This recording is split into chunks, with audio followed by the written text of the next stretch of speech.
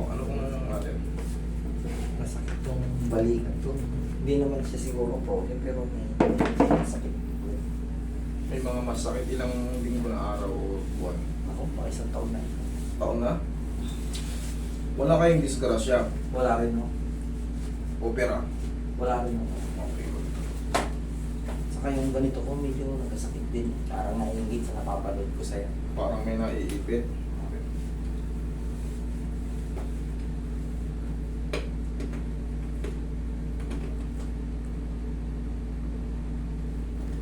Negative. Ito medyo palihis. Oo, ito. Kaliwa. Negative pero gumaganon. Ibig sabihin, baka nasasanay kayo matulog dyan eh. Okay lang naman yun. Normal lang na may mga side sleeper talaga. Talaga masarap matulog patagilid. Pero pag nakakaramdam na kayo lang parang namamanhid-manhid, nangangapala ng konti, lipat na. Kasi pagising nyo sa umaga, parang wala nang lakas yan. Kailangan ano, malikot tayo matulog. Tikas yung siko. Iba. Okay, thank you. Kabilang side. Sige, tikas ang siko. Sige pa. Okay, thank you. Huwag lalabanan. Lambot lang, lambot lang. Sige. Lambot lang. Okay. Ayan. Lambot lang. Taglag mo yung balikat mo. Sige pa. Thank you.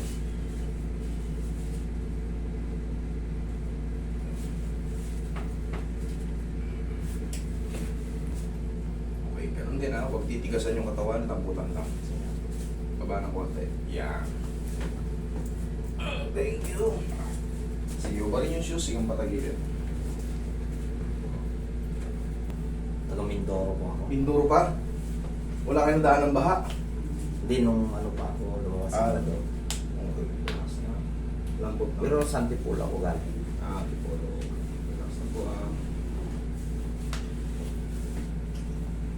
Walang baha rito sa daanan nyo. Wala naman. No? Gabi mo.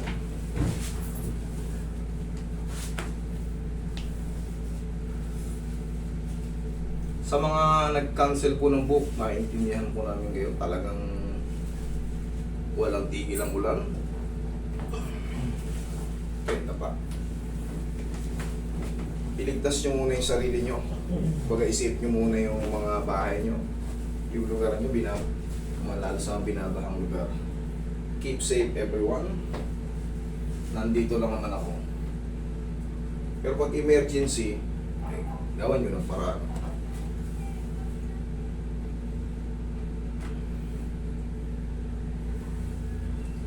Ang mga emergency talaga, yung mga lockjaw, hindi makasara, siyempre hindi ka na makakakain, dislocation, yan, emergency yan. Relax lang. Sobrang kirot ng balakang. Yan. Siyempre hindi ka makakahiga.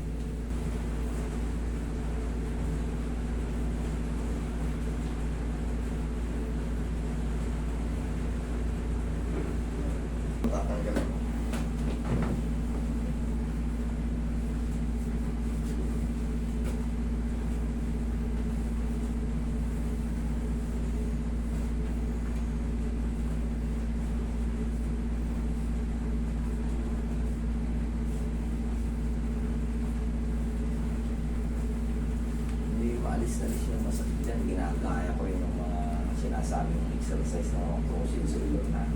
Sa'yo kasi negative ka sa frozen. Ang kailangan mabago yung posisyon. Di ba tinuturo ko yung ganyan? Ang kailangan, sir, Lalo sa mga walong yan. negative, ano yun para sa pagluwag ng mga glenohumeral ligaments na naka-stiff or frozen. Kaya tinuturo ko yung ganyan para matanggal yung pagkakano. Sa'yo, kailangan palitan muna yung posisyon niya. Ganun-ganunin mo. Diba? Ikaw nga, ganunin mo. Yan. Yan. Pagka may masakit doon sa loob at hindi madali sa mga exercise, kailangan baguhin yung joint. Okay? Basta paangat. Huwag mong ipapahatak kasi hindi ka naman frozen. Okay? Pag ganyan, ginawa ko ito kanina. Oh. May tumunog doon sa loob. Yun po yun. Malaking tulong ito. Pag natutunan nyo, yung ganyang moves na yan, napakalaking tulong yan. Lalo sa mga nagsisimula pa lang na mga frozen, kumbaga medyo masakit pa lang yung balikat, kahit anong exercise, parang ayaw mawala, parang may nai-irritate pa rin mo sa loob. Abot nga dito ko minsan eh. Yes po kasi connected siya. Sabi ko dun sa asawa ko. Connected. Yung masakit dito, tutuloyin dyan. Yung masakit dito, tutuloyin pa ganun. Sabi ko eh, kukunin ko sayang. Minsan eh nagkasakit, ako makatulog ka ako. Check mo ngayon, diinan mo ngayon. Kung ano yung posisyon na gusto mo, sige, diinan.